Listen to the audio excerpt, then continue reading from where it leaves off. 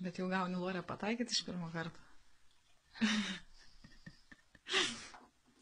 Dabar įtampa suprantu. Gera mergaitė, gera bitė, gera.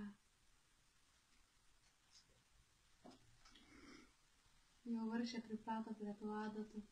Teta sakė, jau kai reikia leisti į tos vaistus. Jis sako, ateina ir atsigula nugaras ir kojas į viršų iškelia, tipo, nu.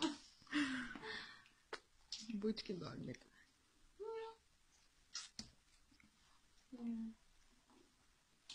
Bitė